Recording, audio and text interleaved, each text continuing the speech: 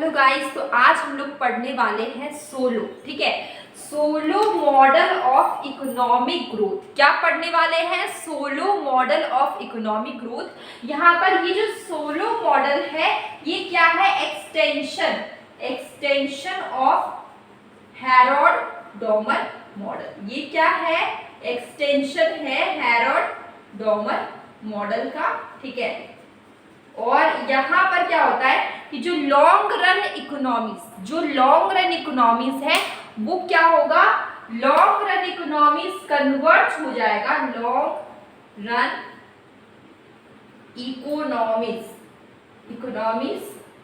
Convert हो जाएगा, convert to steady state growth, steady state equilibrium. ठीक है, तो यहां पर आप याद रखिए कि ये जो सोलो मॉडल है, सोलो ने दिया है अब उनके नाम पे ये थ्योरी, और ये एक्सटेंशन है हेरोड-डॉमर मॉडल पे। ठीक है, हेरोड-डॉमर मॉडल का ये क्या एक्सटेंशन है, और यहाँ पर क्या होता है, ये लॉन्ग रन इकोनॉमीज क्या होगा? कन्वर्ट हो जाएगा steady state growth, steady state equilibrium में। अब ये जो स्टेडी स्टेट इक्विलिब्रियम क्या है, आप ये पूरा पढ़ने के बाद आपको ये चीज क्लियर हो जाएगा। ठीक है, देखिए सोलो मॉडल की बात करें तो रॉबर्ट सोलो ने दिया है सोलो मॉडल, और ये सोलो मॉडल में हम लोग समझेंगे सबसे पहले इस इक्वेशन। ठीक है, प्रोडक्शन फंक्शन का ये इक्वेशन है। यहाँ पर आप देख पा रहे वाई, ये जो वाई है ये वाई क्या है? Y is income. वाई क्या है? इनकम है।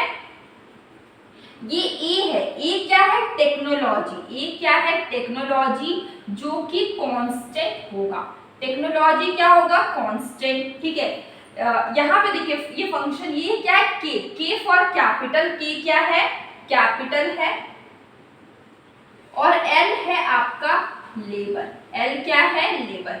आपको समझ में आ गया कि ये जो इक्वेशन आपका ये यहाँ पे लिखा y is equal to A F K L. ठीक है, ये फंक्शन है। ए क्या है? कांस्टेंट टेक्नोलॉजी, तो यहाँ पर क्या होगा? टेक्नोलॉजी कांस्टेंट होगा। के फॉर कैपिटल और एल फॉर लेबर, ये आपका प्रोडक्शन फंक्शन का इक्वेशन है। यहाँ पर क्या है? y को डिवाइड करेंगे एल से, और ये फंक्शन हो जाएगा k अपॉन एल और l अपॉन एल। देखिए यहाँ पे क्या हो रहा है कि यहाँ पर अगर हम लोग आउटपुट पर वर्कर निकालते हैं, क्या निकालते हैं? आउटपुट पर वर्कर, तो आपको क्या करना होगा?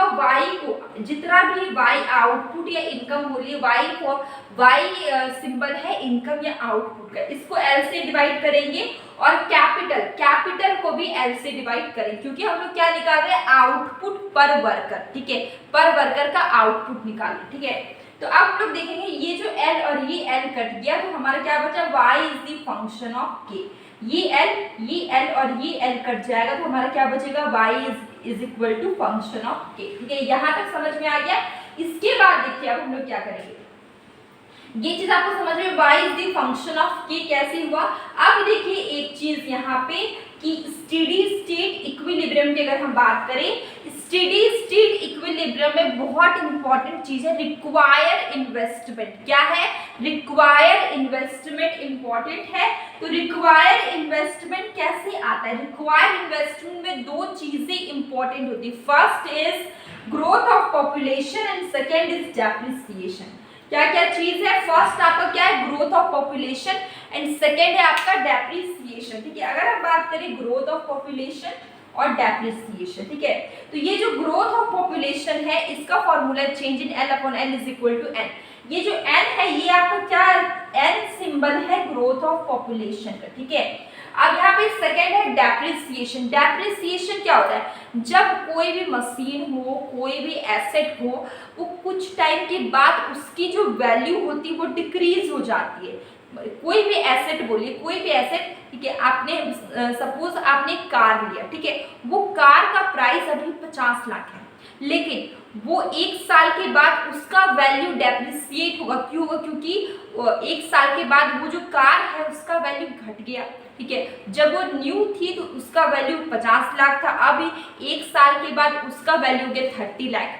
ठीक है, तो रिडक्शन, एसेट का वैल्यू क्या होता है? रिड्यूस होता है। ठीक है, तो ये चीज आपको समझ में आ गई। डेप्रिसिएशन क्या है? डिक्रीज इन दी उसकी वैल्यू ऑफ एसेट, एसेट जो भी मशीन्स होंगे, टूल्स होंगे, इक्विपमेंट होंगे, उसकी वैल्यू कुछ टाइम के बाद क्या होगी, डेप्रिसिएट होगी, घट जाएगी, रिडक्शन होगी, ठीक है। उसके बाद ग्रोथ ऑफ पॉपुलेशन हमारा क्या है, change in L upon L is equal to N. ये जो एन है ये आपको क्या बताता है, ग्रोथ ऑफ पॉपुलेशन।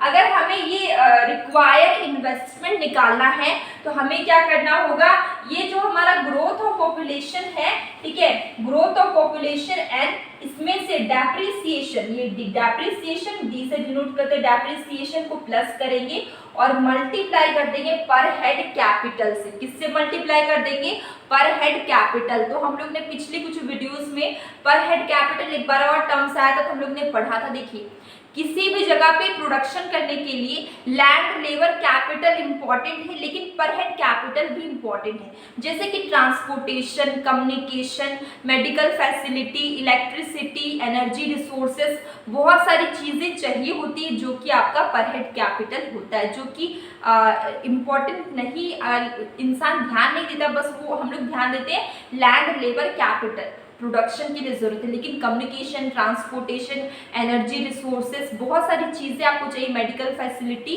ठीक है, जो इम्पॉर्टेंट है प्रोडक्शन के लिए। तो यहाँ पर हम लोग क्या करते हैं, जब हम लोग ग्रोथ ऑफ पॉपुलेशन एन लेंगे प्लस डी को डेप्रिसिएशन को ऐड करेंगे, इसको मल्टीप्लाई कर देंगे के से, पर हेड कैपिटल से, तो हमारा रिक्वायर्ड इन्वेस्टमेंट का, ये हमारा रिक्वायर्ड इन्वेस्टमेंट रेडी हो गया, ठीक है। ये हमारा क्या है, रिक्वायर्ड इन्वेस्टमेंट का इक्वेशन। इसके बाद यहाँ पे देखिए इस पॉइंट पे क्या है कि यहाँ पर सोलो ने माना है कि सेविंग बहुत इंपॉर्टेंट है। सेविंग भी एक इम्पॉर्टेंट पार्ट है नेशनल इनकम का, ठीक है। सेविंग क्या है, इम्पॉर्टेंट पार्ट है नेशनल इनकम का, जिसका एक फॉर्मूला है यहाँ पे सेविंग, ठीक है। तो यहाँ पे आप देख सकते हैं ये जो एस है, saving is equal to S Y, ठीक है। यहाँ पे हम लोग चेंज इन कैपिटल लेंगे, कैपिटल का वैल्यू मान लीजिए हम 0 रखते हैं, और ये हमारा, ये क्या है हमारा सेविंग माइनस रिक्वायर्ड इन्वेस्टमेंट, जो कि हमारे यहाँ पे था रिक्वायर्ड इन्वेस्टमेंट, ठीक है। तो देखिए एस, यहाँ पे हम लोग ने थोड़ा सा इक्वेशन को सॉल्व किया है, इसका वैल्यू हम लोग ने 0 रखा है, चेंज इन के का वैल्यू मान लीजिए हम लोग 0 ले लेते, तो इसमें हम लोग क्या करेंगे, ये वाला माइनस वाला पार्ट को अगर आप उधर ले जाएंगे तो ये क्या हो जाएगा, प्लस का पार्ट हो जाएगा। क्या हो जाएगा, यहाँ पर हम लोग थोड़ा सा मिटा के कर लेते हैं।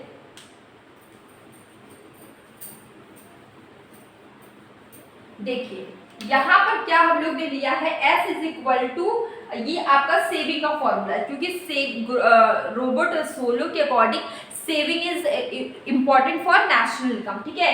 सेविंग क्या इंपॉर्टेंट है नेशनल इनकम के लिए। यहाँ पे आप देखिए saving S is equal to, ये हम लोग ने सेविंग का फॉर्मूला लिया हुआ है। अब हम लोग क्या करेंगे यहाँ पे कि देखिए यहाँ पे हम लोग क्या कर रहे हैं, change in K is equal to S Y minus N plus D K, ठीक है। ये चीज आपको समझ में आ गई। इसका अगर हम लोग वैल्यू 0 कर देते, इसका वैल्यू में क्या कर दे रहे, 0 कर दे रहे, तो यहाँ पे हमारा बचेगा एस वाई, ठीक है, S Y minus N plus D K, ठीक है। तो ये जो माइनस का वैल्यू इधर आ जाएगा तो क्या होगा, एन प्लस डी के। ये हमारा क्या रिक्वायर्ड इन्वेस्टमेंट, और ये क्या हमारा सेविंग है, ठीक है। ये क्या हमारा रिक्वायर्ड इन्वेस्टमेंट है और ये हमारा सेविंग है। आप इसको ऐसे करके भी लिख सकते हैं, S Y is equal to N plus D K, ठीक है। ये आपको इक्वेशन समझ में आ गया, ठीक है। तो सेविंग के बराबर इन्वेस्टमेंट होगा, ये हमारा कौन सा पार्ट है, स्टेडी स्टेट इक्विलिब्रियम, ठीक है। स्टेडी स्टेट इक्विलिब्रियम क्या बताता है, सेविंग के बराबर इन्वेस्टमेंट होना चाहिए, ठीक है। लेकिन यहाँ पर अगर हम लोग सोलो मॉडल पढ़ रहे हैं तो सेविंग के बराबर क्या है, रिक्वायर्ड इन्वेस्टमेंट है, जहां पर हम लोग कौन कौन सी चीजों को ले रहे हैं, जहां पर हम लोग ग्रोथ ऑफ पॉपुलेशन के साथ में डेप्रिसिएशन को भी ले रहे और पर हेड कैपिटल को भी ले रहे, ठीक है।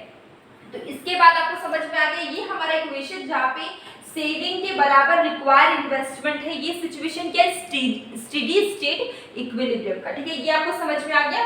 अब हम लोग आते हैं डायग्राम में, इसको समझते हैं। देखिए डायग्राम की बात करें तो देखिए यहाँ पर आप देख सकते हैं एक्स एक्सिस में है कैपिटल पर वर्कर, वाई एक्सिस में है आउटपुट पर वर्कर। कैपिटल पर वर्कर को K अपॉन L, ठीक है।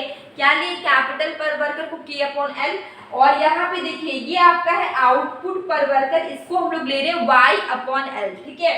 अब ये देखिए ये जो आपका सबसे ऊपर वाला ये जो आपका है, ये आपका क्या ब्लैक वाला, ये आपका production function wise the function of के, जो कि हम लोग ने यहाँ पे निकाला था, ये क्या आपका प्रोडक्शन फंक्शन है। इसके बाद देखिए ये जो आपका ये क्या आपका सेविंग है, और यहाँ पे एक देखिए ये 45 डिग्री का ये जो ये लाइन है, ये क्या आपका इन्वेस्टमेंट मतलब रिक्वायर्ड इन्वेस्टमेंट है, जो कि हम लोग ने निकाला था N+D। N क्या ग्रोथ ऑफ पॉपुलेशन, D है डेप्रिसिएशन केस पर हेड कैपिटल, ठीक है। ये चीज आपको समझ में आ गई। ई एक ऐसा पॉइंट है यहाँ पर सेविंग के इक्वल होता है रिक्वायर्ड इन्वेस्टमेंट, हम लोग शॉर्टकट में लिख ले रहे हैं RI, ठीक है। तो यहाँ पे आपका क्या होगा एट पॉइंट ई में आपको क्या होगा स्टेडी स्टेट इक्विलिब्रियम में होगा, जहाँ पे सेविंग के बराबर क्या होगा रिक्वायर्ड इन्वेस्टमेंट होगा, ठीक है। ये चीज आपको समझ में आ गई। अगर हम लोग इससे पहले अगर हम लोग देखते हैं इस सिचुएशन में, अगर हम लोग इसमें एक लाइन ऐसे खींच लेते हैं, तो देखिए आप यहाँ पे देख सकते हैं कि हम ले लेते हैं यहाँ पे SN, ठीक है। सपोज हम लोग कर रहे हैं यहाँ पे हमारा क्या सेविंग के बराबर इन्वेस्टमेंट, ठीक है। अब हम लोग इसके ऊपर इसकी यहाँ पे एक लाइन मान लीजिए हम लोग ड्रॉ करके देख रहे हैं, यहाँ पर आप देख सकते हैं कि सेविंग आपका क्या है SN है, सेविंग क्या है SN है, और आपका इन्वेस्टमेंट क्या है, आपका इन्वेस्टमेंट इज यहाँ पे हम कुछ लिख लेते हैं R, ठीक है। इन्वेस्टमेंट आपका RN। तो आप यहाँ पे देख सकते हैं स्टेडी स्टेट ग्रोथ से पहले का सिचुएशन, स्टेडी स्टेट ग्रोथ से पहले के सिचुएशन में आपका जो रिक्वायर्ड इन्वेस्टमेंट है वो क्या है RN है, मतलब रिक्वायर्ड इन्वेस्टमेंट क्या आपका छोटा है इस कंपेयर टू सेव, ठीक है। स्टेडी स्टेट इक्विलिब्रियम से पहले आपका क्या है रिक्वायर्ड इन्वेस्टमेंट आपका इतना ही है, ठीक है RN, और आपका सेविंग कितना SN है। तो आपका स्टेडी स्टेट ग्रोथ से पहले आपका क्या है रिक्वायर्ड इन्वेस्टमेंट छोटा है, रिक्वायर्ड इन्वेस्टमेंट छोटा है, ठीक है इतना ही है इस कंपेयर टू सेविंग, ठीक है। ये आपका स्टेडी स्टेट ग्रोथ से पहले का सिचुएशन, पहले क्या होगा रिक्वायर्ड इन्वेस्टमेंट क्या होगा छोटा होगा इस कंपेयर टू सेविंग, ठीक है। अगर हम लोग इक्विलिब्रियम पॉइंट के बाद एक लाइन खींचेंगे तो क्या होगा इसके अपोजिट होगा सेविंग, इसके अपोजिट सिचुएशन आ जाएगा, सेविंग छोटा हो जाएगा रिक्वायर्ड इन्वेस्टमेंट से। अगर हम लोग यहाँ पे कोई लाइन ऐसे खींच ले, ठीक है कोई लाइन ऐसे आप खींच लीजिए, तो आप देख सकते हैं यहाँ पर आपका सेविंग कितना होगा GS हम रख लेते हैं, सेविंग आपका क्या है GS, और इन्वेस्टमेंट आप देख सकते हैं ऊपर चला गया। तो यहाँ पे देखिए आपका रिक्वायर्ड इन्वेस्टमेंट बड़ा हो जाएगा इस कंपेयर टू सेविंग, ठीक है। तो यहाँ पे तीन चीजें याद रखिए, यहाँ पे स्टेडी स्टेट ग्रोथ में सेविंग की इक्वल होता है रिक्वायर्ड इन्वेस्टमेंट।